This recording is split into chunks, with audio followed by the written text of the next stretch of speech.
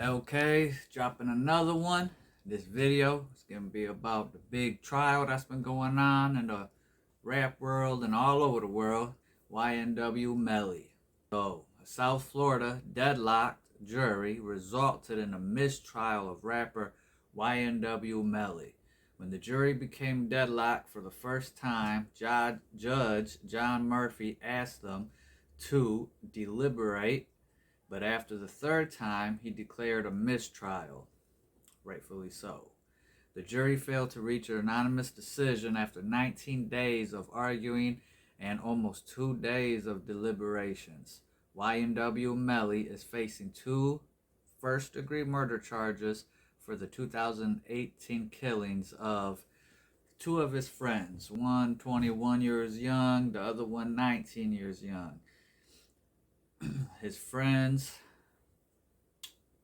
I forget what their names were.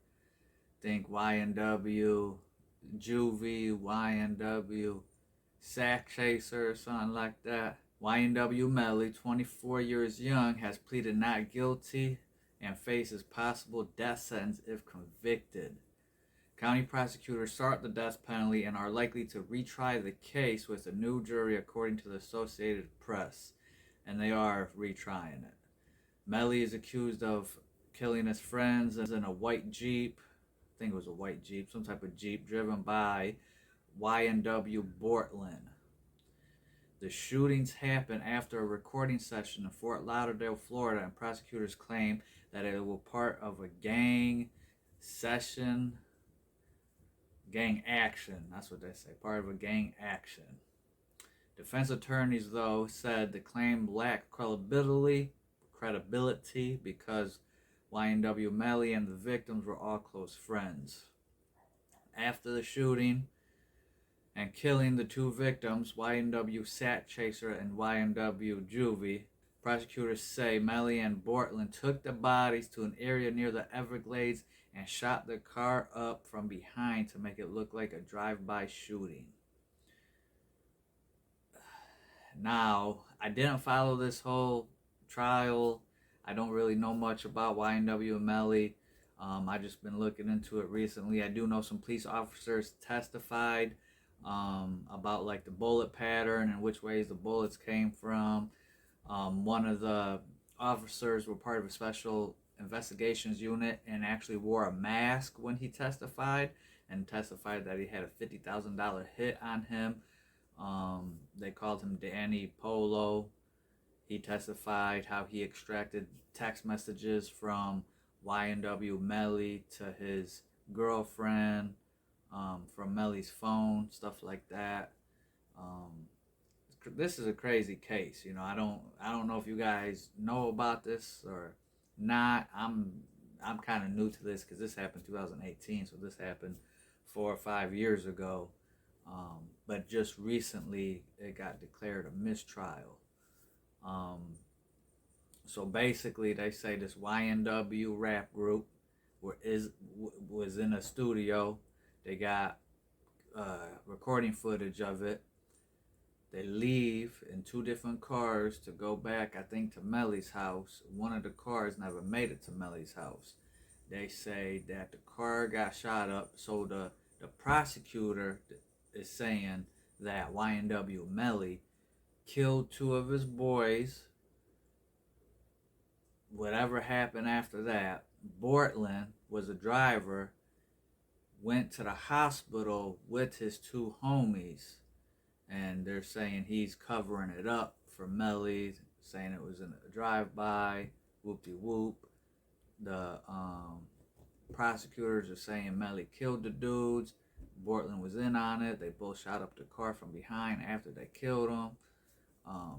But allegedly, YNW Melly, I think he's saying he was at home at the time when it happened. And of course he didn't do it. It was a drive-by. So who knows? It's a crazy case, though. You know, they all family, they all friends, they all part of the same rap group. Unfortunately, when you in the streets, and this seems like some street stuff or whatever, the rap, the hip hop culture, when you in that street culture, when you live in that life, There is no loyalty. There is no friends. There is no brotherhood like people think there is. Friends kill friends, brothers kill brothers, family members. These fools be out here killing each other. I know you know what I'm saying? Like, I know a lot of people that would not have the heart to kill their own people, their own friends and brothers and part of the same groups as them. But unfortunately, there's a lot of people out there that are definitely willing to, kill, murder, put in that work on someone they know, whether it's over a little dispute over whether money and females. Those are the two main things. It's always over money, females. But, respect, pride, ego, there's all types of crazy stuff that be going on, and people are willing to do that. And this is to do with that rap stuff, and that rap stuff be satanic. The industry, the Hollywood period, that should be satanic. So it's kind of crazy because, these are all type of conspiracy theories about that stuff. But moving on, more witnesses. There's a couple witnesses that testified besides the police. Melly's girlfriend's mother testified. She had took a stand, said that she didn't want to be there, said she felt uncomfortable, said she felt threatened. Threatened by who? Threatened by the prosecutor's office. She said the prosecutor's office was threatening her, the police were threatening her, saying that her daughter can be in prison and convicted of murder or accessory after the fact, because I guess there's some text messages between her daughter and Melly's girlfriend and Melly. Moving on though, there was another witness there at the studio with Melly and the YNW rap group, and I don't know if he was a part of the rap group or not. I don't think he was, but he was definitely there with them, friends with them.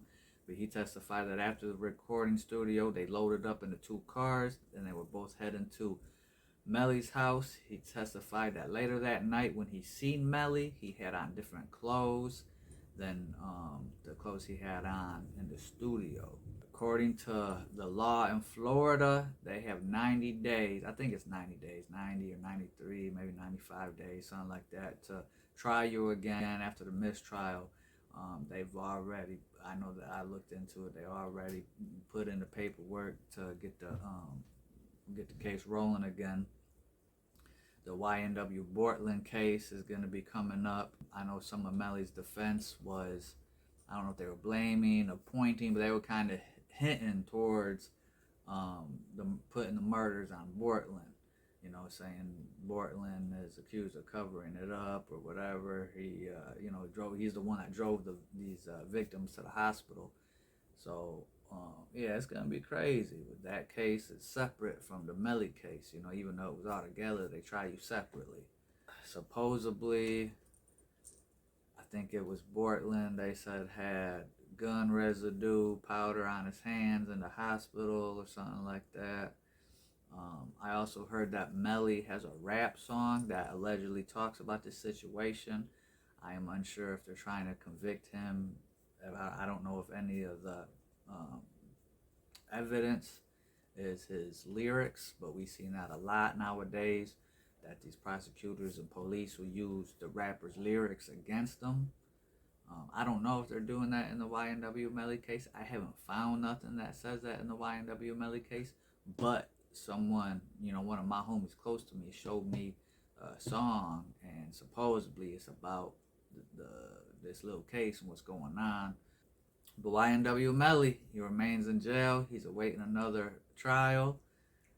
The mother I seen, I don't know how true it is, but one of these little news articles, it said that the rapper's mother, so Melly's mother, said that 9 out of the 12 jurors voted in favor for Melly and the defense. So out of 12 juries, 9 of them said not guilty, which means 3 of them said guilty. 9 said not guilty, 3 said guilty. True or not, I don't know, but that is something that I came across and read. Crazy situation. Definitely not a situation I would want to be in. We got declared a mistrial. My cat just fell off the table.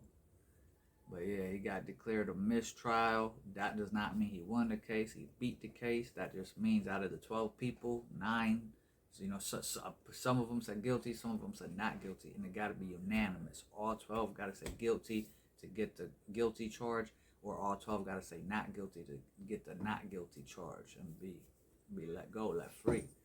I think in certain states you could only declare a mistrial so many times. I think like 3 times. After 3 times, I think the judge usually closes out the case, shuts down the case. I know there's been a lot of cases like that where you get so many mistrials, 2, 3, 4 mistrials, and the judge is like, all right, enough is enough. They throw the case out, which I think is rare, very rare. You know, 1 mistrial maybe, but 2 or 3, I don't know if that happens. I think usually it goes guilty or not guilty. Drop your thoughts and opinions in the comments. Hit that like button. Hit that subscribe button. You think he should be charged, recharged? You think they should just let him go? Think he's guilty, not guilty? You know, I think when you have a mistrial, when you have a mistrial, they're gonna come back with, it's like the prosecution's, the DA and stuff. It's like they get a second chance, you know, to try you. They're gonna come back with a whole new jury. They probably, they have more time to dig up whatever evidence they have, or make up evidence, whatever, and they, it's like they get a whole new trial. Dude been in prison for 4 or 5 years, or jail, whatever. He been locked up for 4 or 5 years fighting this trial. And yeah, it's crazy. You know, a part of me thinks that a mistrial should almost just result in let them go. 9, especially if it was 9 out of 12 said not guilty. Because it's when you in that jury room and there's 12 of you and all of you are saying, oh, guilty, guilty, guilty, that we just want to get out of here. Oh, we could get out of here. People tired. We could get out. Just say guilty.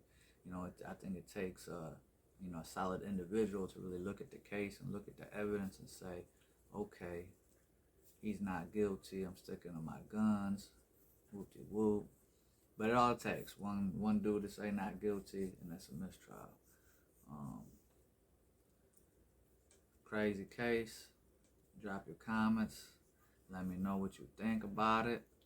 I appreciate you for tapping in. I appreciate all my subscribers. I'll catch you on the next one. Much love, peace, blessings, much gratitude.